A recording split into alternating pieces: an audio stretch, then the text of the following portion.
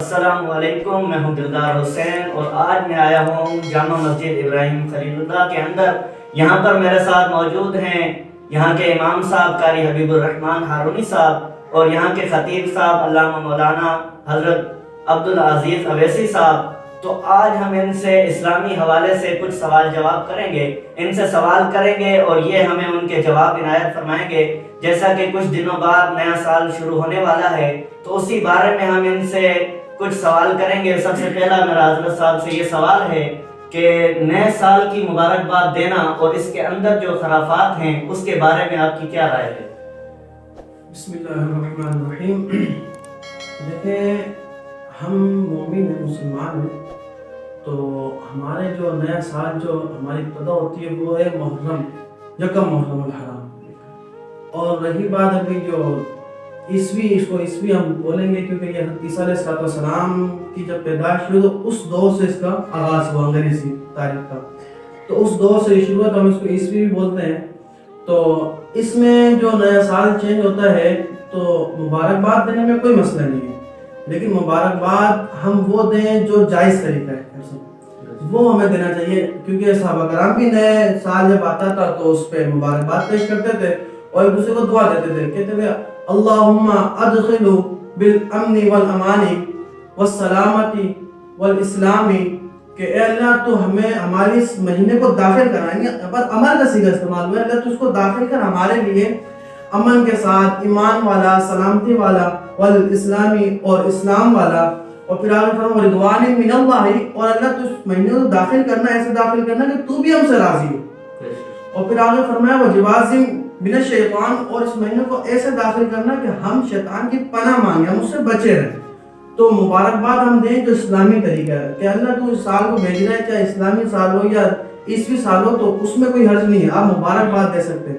ہاں، لیکن جو خرافات جو ہم کرتے ہیں کہ ہم دیکھ رہے ہیں کہ بہت سے لوگ نا 12 بجے بائک کی گلیاں کر رہے ہیں، شرابیں کچھ پی رہے ہیں، کچھ ڈانس کرنے لگ جاتے ہیں، تو یہ ایک طریقے سے اپنے آپ کو خود گناہ گار کرنا، اپنے آپ کو خود نہ مطلب کہ آگے بڑھاوا دے رہے ہیں گناہ میں، اور گناہ کو ہم بڑھاوا دے رہے ہیں اور اپنے ہاتھوں ہی اپنے آپ کو ہلاکت میں ڈال رہے ہیں۔ جیسا اللہ تعالیٰ نے فرمایا وَلَا تُلْقُوا بِأَيْدِيكُمْ إِلَى التَّهْلُكَةِ، اور تم اپنے ہاتھوں اپنے آپ کو ہلاکت میں نہ ڈالو، تو یہ اپنے آپ کو ڈال رہے ہیں، کیونکہ یہ ہمارا سال تو جو ہے وہ اسلامی مومنوں کا جو سال ہے وہ محرم الحرام کا ہے، تو اور ہمارے ماشاءاللہ مومنوں کا یہ حال ہے کہ ہمیں نہیں پتہ چلتا کہ ابھی کون سی صدی چل رہی ہے، کون سی تاریخ ہے، تو ہمارے اس سے کوئی دور تک تعلق نہیں ہے۔ ہاں، آپ مبارکباد دے دو، اس میں کوئی حرج نہیں، مبارکباد دے سکتے ہیں، باقی یہ خرافات وغیرہ ہمارے اسلام میں جائز نہیں ہے۔ بے شک آپ نے جس طرح بتایا کہ ہمارا جو سال ہے وہ اسلامی سال ہے، تو اسلامی سال کا کہیں سے ثبوت ہے؟ اسلامی مہینوں کا کہیں سے ثبوت ہے؟ بالکل، بے شک اللہ تبارک و تعالیٰ نے قرآن پاک میں فرمایا سورۃ توبہ میں ان عدۃ اللہ، بے شک اللہ تبارک و تعالیٰ کے جو نزدیک جو گنتی ہے، کہا کہ اثنا عشر شہرا، وہ 12 مہینے، اللہ کے نزدیک جو مہینے ہیں وہ 12 مہینے، اور ہمیں حضور نے بتایا کہ مسلمانوں کا جو نیا سال ہے وہ محرم الحرام سے شروع ہوتا ہے، اور جو آخری جو مہینہ ہے مطلب محرم اسلامی مہینوں میں جو آخری مہینہ وہ ذوالحج کا مہینہ ہے، ذوالحج کا آخری مہینہ حضور ہمیں بتا رہے ہیں، اللہ تعالیٰ کے ہاں جو نزدیک جو 12 مہینے وہ یہ عیسوی مہینے نہیں بلکہ اسلامی مہینے۔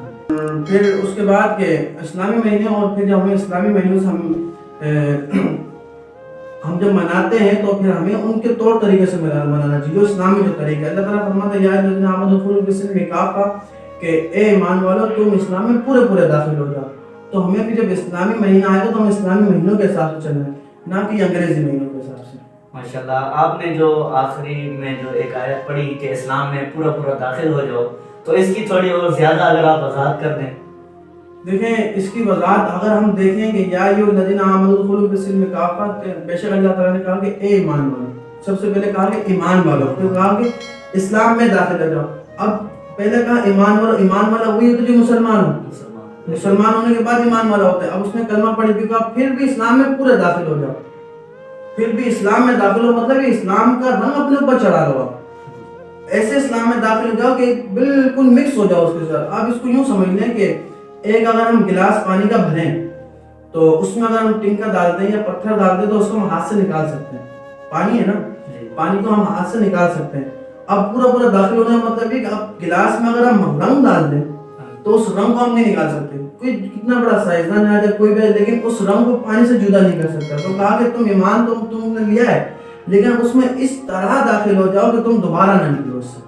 ماشاءاللہ کافی بہترین جو ہم نے آپ سے سوال کیے آپ نے کافی ان کے بہترین جواب دیے. آخر میں ہمارے ساتھ موجود ہیں یہاں کے بہترین صنفاء، تو ہم ان سے 2 اشعار نعت کے سنیں گے، اس کے بعد ہم اختتام کو پہنچیں گے. صلی اللہ علیہ یا رسول اللہ وسلم علیہ یا حبیب اللہ.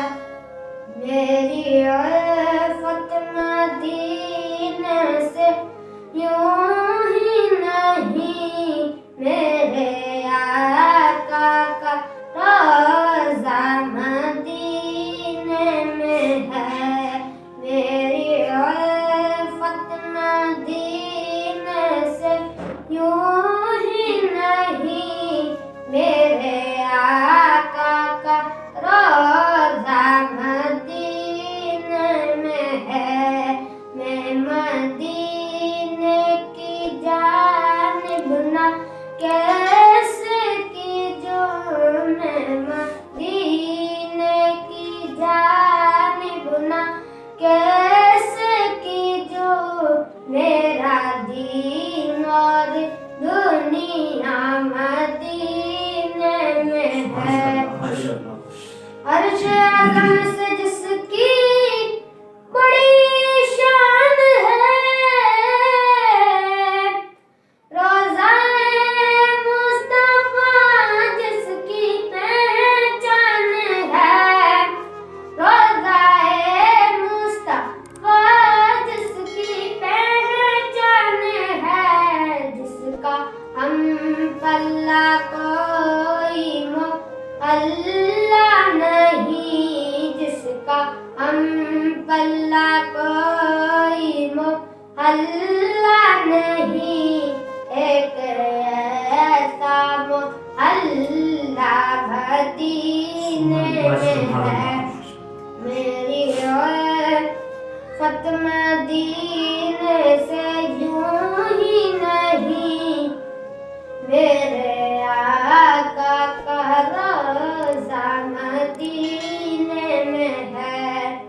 پھر مجھے موت کا کوئی خطرہ نہ ہو،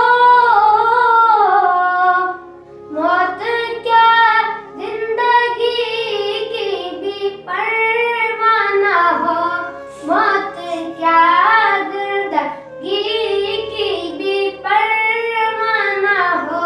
کاش ایک بار سرکار مجھ سے کہے، اب تیرا جینا مرنا مدینے میں. میری عرفت مدینے سے یوں ہی نہیں، میرے آقا کا روضہ مدینے میں. ماشاءاللہ کافی بہترین نعت سنائی ہے. ان کی آواز بھی کافی بہترین ہے. اللہ تبارک و تعالیٰ سے دعا ہے کہ ان کی آواز میں اور برکتیں عطا فرمائے. وآخر دعوانا الحمدللہ.